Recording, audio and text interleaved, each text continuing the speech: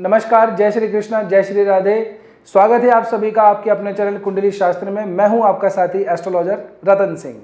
Video को आखिर तक आप लोगों को जरूर देखना है, क्योंकि वीडियो के सबसे आखिर में मैं आपको बताऊंगा कि कैसे आप आपकी कुंडली का फ्री एनालिसिस हमारे द्वारा करवा सकते हैं। आज मैं हाजिर हुआ हूं इस सप्ताह का संपूर्ण राशिफल लेकर के। आपकी राशि पे इस सप्ताह ग्रहों का क्या प्रभाव पड़ेगा, क्या आपको करना चाहिए, क्या नहीं करना चाहिए। 17 नवंबर से 23 नवंबर तक का जो सप्ताह है, ये संपूर्ण राशिफल आपके लिए प्रस्तुत है। मेष राशि वालों के लिए आपके जो राशि हैं, मंगल महाराज वो अष्टम भाव में तो गए हुए हैं, अस्थावस्था में भी हैं, लेकिन अब 16 नवंबर के बाद में, या मैं यूँ कहूँ कि 16 नवंबर को ही सूर्य महाराज जो है वो मंगल के साथ में युति कर चुके हैं। आपके अष्टम भाव के अंदर वर्तमान में 3 ग्रहों की युति हो रखी है, मंगल, सूर्य और बुध। और वृश्चिक राशि के अंदर चंद्रमा का गोचर 22, 23 और 21, 22 इन 3 दिनों के लिए जो है चंद्रमा का गोचर भी आपके वृश्चिक राशि में ही होगा। वृश्चिक राशि में चंद्रमा जो है वो नीच अवस्था के अंदर हो जाते हैं। अष्टम भाव अच्छा भाव नहीं माना जाता है, ठीक है ना। सूर्य, मंगल और बुध इन 3 ग्रहों की युति के बारे में सारावली के अंदर कथन है। पुस्तक है, एक प्रमाणिक पुस्तक है, ज्योतिष की पुरानी एक पुस्तक है सारावली। तो सारावली के अंदर बताया गया है कि जब इन 3 ग्रहों की युति हो जाती है, सूर्य, मंगल और बुध की, तो ऐसा व्यक्ति जो है उसको साहसी बताया गया है, निष्ठुर बताया गया है, कुश्ती एथलेटिक्स के अंदर काम करने वाला बताया हुआ है। ऐसे व्यक्ति को प्रसिद्धि भी बहुत मिलती है, जी हाँ। लेकिन कई बार ऐसा होता है कि कई बार और भी बाकी स्थितियों को मद्देनजर रखते हुए उसमें यह भी विवरण आता है कि ऐसे व्यक्ति को धन से, स्त्री से और पुत्र से जो है वो उसकी हानि रहती है, मतलब उनको उनका सुख प्राप्त नहीं होता। आपके लिए अभी का जो ये जो गोचर है 8वें भाव के अंदर, तो अभी आप लोगों को थोड़ा सा सावधान होने की ज़रूरत है।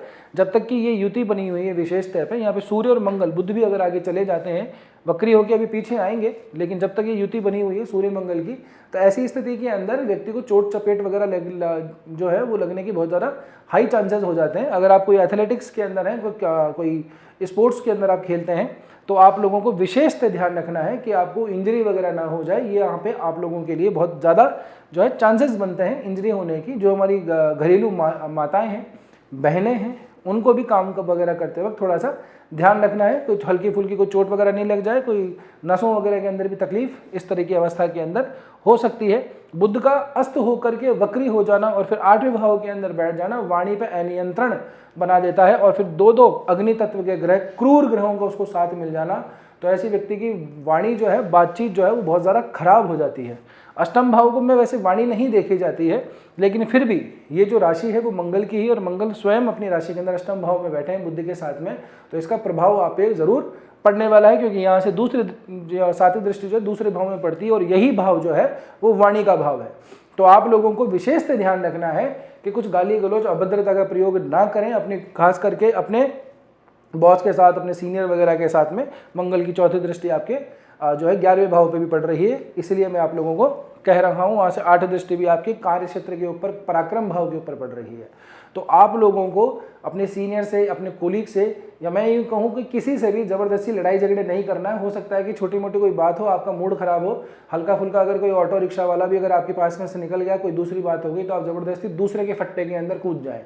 तो इस सप्ताह के अंदर तो आपको स्पेशली ये ध्यान रखना है कि दूसरे के पचड़े के अंदर बिल्कुल नहीं पड़ना है, और अपना नया कोई पचड़ा खड़ा भी बिल्कुल नहीं करना, नहीं तो समस्या हो जाएगी। लग्नेश का अष्टम भाव में जाना बहुत अच्छी बात नहीं है, ये मांगलिक दोष वाली स्थिति भी बनाता है। यहाँ पे आकर के वो कुंडली मांगलिक हो जाती है। मंगल जब इस भाव में आते हैं तो कुंडली मांगलिक कहलाती है। बाकी भावों की बात करें आपकी फाइनेंस वगैरह की, तो फाइनेंस भाव का जो स्वामी है आपका अब जो है सूर्य से पृथक हो चुका है। सूर्य महाराज जा चुके हैं, शुक्र महाराज अब अकेले बैठे हुए हैं सप्तम भाव में। सप्तमम भाव जो है वो वैसे भी क्या है, नैसर्गिक रूप से शुक्र का ही भाव है, वहीं पे वो पोजीशन के अंदर है। तो व्यापार वगैरह, धन वगैरह के अंदर तो स्थिति आप लोगों की अच्छी है। अब जाकर के आप लोगों को क्या है, अपने काम के अंदर, अपने व्यापार में बहुत ज़्यादा जो है सहूलियत मिलने वाली है। बहुत आपका जो व्यापार है वो अच्छी तरक्की करने वाला है। आप लोग कोई बड़ा डिसीजन लेना चाह रहे थे तो आपके लिए बहुत बढ़िया टाइम ये है। अब मत चूकिएगा आप, बहुत बढ़िया समय है। इसके लिए तो मैं बिल्कुल ही मना नहीं करूंगा। धनेश जाकर के सप्तम भाव में बैठा है, हालांकि ये मारक भाव है, लेकिन फिर भी नैसर्गिक रूप से शुक्र का ही स्थान है, तो शुक्र अपने स्थान को तो कम से कम खराब नहीं करते हैं। हालांकि ये है कि मेष लग्न के लिए भी वो द्वितीयेश बनते हैं और सप्तमेश बनते हैं, तो इतने ज़्यादा खराब मेष लग्न वालों के लिए नहीं होते हैं शुक्र महाराज। आपका दशमेश और एकादशेश जो है वो शनि बनता है, और शनि आपके 12वें भाव के अंदर गया हुआ है। इसका मतलब यही है कि आपकी जैसी स्थिति चल रही थी काम धाम से संबंधित, जो भी आप लोगों को जो है ट्रैवल वगैरह ज़्यादा करने पड़ रहे थे, आप लोगों को यात्राएं थोड़ी ज़्यादा करनी पड़ रही होगी, खर्चे आप लोगों के अपने काम को बनाने के लिए ज़्यादा करने पड़ रहे थे, बहुत ज़्यादा मेहनत करनी पड़ रही है। तो अभी का समय तो बिल्कुल ऐसा ही है कि अब 23 को, है ना, 23 नवंबर को राहु का गोचर होगा शतभिषा नक्षत्र के अंदर, तब जाकर के आप लोगों को स्थिति बहुत बढ़िया आगे जाके मिलेगी, क्योंकि उसमें फिर अब आपको अपने काम के अंदर इनोवेशन जो है जितना ज़्यादा आप करेंगे उतना ही आपकी प्रगति होगी, क्योंकि शतभिषा नक्षत्र जो है समाज में परिवर्तन लेके आता है, दुनिया में परिवर्तन लेके आता है, जगत में परिवर्तन लेके आता है, इनोवेशन लेकर के आता है। बात करें आप लोगों की हेल्थ वगैरह के लिए, तो आप लोगों का छठे भाव का स्वामी 8वें भाव के अंदर वक्री हो रखा है, अस्त हो रखा है, तो आप लोगों को तो अभी तो बहुत ज़्यादा स्किन की जो प्रॉब्लम है वो अब होने वाली है, बढ़ने वाली है, तो अपनी स्किन का स्पेशली ध्यान रखिएगा। नहाने धोते वक्त थोड़ा हाइजेनिक चीज़ों को थोड़ा ध्यान रखिएगा। गले के अंदर भी थोड़ी सी प्रॉब्लम हो सकती है, कंठ वगैरह में भी दिक्कत हो सकती है, जुकाम वगैरह से गला आपका चिपक जाए, कोई दिक्कत हो जाए, ज़्यादा प्रॉब्लम बढ़े तो टॉन्सिल वगैरह भी चीज़ें हो सकती हैं। तो सामान्य आयुर्वेदिक चीज़ों का इस्तेमाल कीजिए, अदरक वगैरह का ज़्यादा इस्तेमाल कीजिए, अदरक और शहद को मिला करके आप ले सकते हैं, तो उससे भी बहुत ज़्यादा आराम आप लोगों को मिलेगा।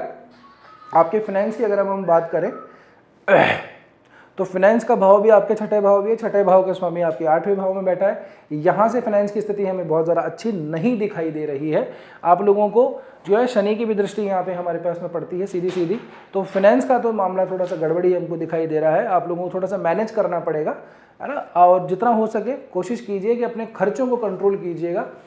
अनावश्यक खर्चे अगर आप करेंगे तो फिर आपको वो कर्जे वाली स्थिति के अंदर फंसते हुए दिखाई दे रहे हैं, तो डेट से बचिएगा, अनावश्यक कर्जे लेने से बचिएगा, जितना है उसी में ही काम चलाइएगा। बाकी आप लोगों को ज़्यादा जो है एफर्ट अपने खर्चों से संबंधित जो है उसको नहीं करना चाहिए। खर्चों का मतलब आपको व्यय की तरफ ज़्यादा ध्यान नहीं देना चाहिए। आपके व्यापार से अभी अगर आप व्यापार का काम करते हैं, अपना खुद का कोई काम करते हैं, तो आप लोगों को वहाँ से प्रॉफिट दिखाई दे रहा है, तो उससे जब अर्निंग आए उसको जो है आप यूटिलाइज कीजिए अपने काम के लिए, वहीं से आप लोगों का जो फाइनेंस है वो थोड़ा सा बैलेंस हो जाएगा। बात करूं आप लोगों के लिए कुछ रेमेडी की, तो सूर्य मंगल बुध इन तीनों की युति ये थोड़ी ज़्यादा खतरनाक सी दिखाई देती है। तो आप लोगों को सुबह सुबह जो है एक काम किया कीजिए, अपने आसपास अगर कोई गणेश जी का मंदिर है तो वहाँ पे ज़रूर जाइएगा और वहीं से ही जो सूर्य भगवान को अर्घ्य दीजिएगा। उसके अंदर आप लोगों को थोड़ा सा जो है लाल चंदन मिला लीजिए, या फिर आप चाहें अगर सूर्य अगर आपकी मेन पत्रिका के अंदर थोड़ा सा खराब अवस्था के अंदर है तो उसमें सफ़ेद चंदन भी मिला सकते हैं। लाल चंदन जो है वो थोड़ा सा ऊर्जा का कारक है ना, थोड़ा सा एंथुसियाज्म जोश का प्रतीक बनता है। सफ़ेद चंदन थोड़ा शीतलता देता है। तो जिस प्रकार का भी आपका सूर्य आपकी लग्न पत्रिका के अंदर बैठा हुआ है उस हिसाब का इस्तेमाल कीजिएगा, पर सामान्य रूप से लाल चंदन का इस्तेमाल कीजिए उसके अंदर। और जो जल है उसके अंदर थोड़े से हरे जो मूंग होते हैं वो उस पात्र के अंदर डाल लीजिएगा, वो आप सूर्य भगवान को अर्घ्य दीजिए। फिर जो वो मूंग बच जाते हैं, मुट्ठी भर मूंग डाल लीजिएगा उसमें, वो जो मूंग बच जाते हैं थोड़े गीले भी हो जाएंगे, वो पक्षियों को आप जो है वहीं पे मंदिर के आसपास कोई आपका जो भी स्थान होगा पक्षियों का, वहाँ पे आप उसको स्प्रेड कर देना, मतलब पक्षियों को ऑफर कर देना। आप लोगों की बहुत सारी प्रॉब्लम जो है इस छोटे से काम से सॉल्व हो जाएगी। उम्मीद करता हूँ आपको ये वीडियो पसंद आई होगी। वीडियो पसंद आई है तो लाइक कीजिए, शेयर कीजिए और हमारे चैनल को सब्सक्राइब करना बिल्कुल भी मत भूलिएगा। आपकी कुंडली में किस ग्रह की दशा चल रही है, किसकी महादशा चल रही है, किसका अंतर है, किसका प्रत्यंतर है, कौन ग्रह कारक है, कौन ग्रह मारक है, ये सभी बातें आपकी मेन पत्रिका देखने के बाद ही ठीक से उसका विश्लेषण करके ही आपको सही प्रेडिक्शन दी जा सकती है। तो यदि आप व्यक्तिगत रूप से कोई कंसल्टेशन लेना चाहते हैं, अगर अपनी पत्रिका दिखाना चाहते हैं, तो नीचे दिए गए नंबरों पर व्हाट्सअप जरूर कर दीजिएगा। आप हमारी वेबसाइट के ऊपर भी जा सकते हैं, वहाँ से आप कंसल्टेशन अपना बुक कर सकते हैं। ये कंसल्टेशन पेड रहने वाला है। अब मैं आपको बताता हूँ जो मैंने आपको वीडियो के शुरुआत में बताया था कि कैसे आप आपकी पत्रिका का फ्री एनालिसिस हमारे द्वारा करवा सकते हैं।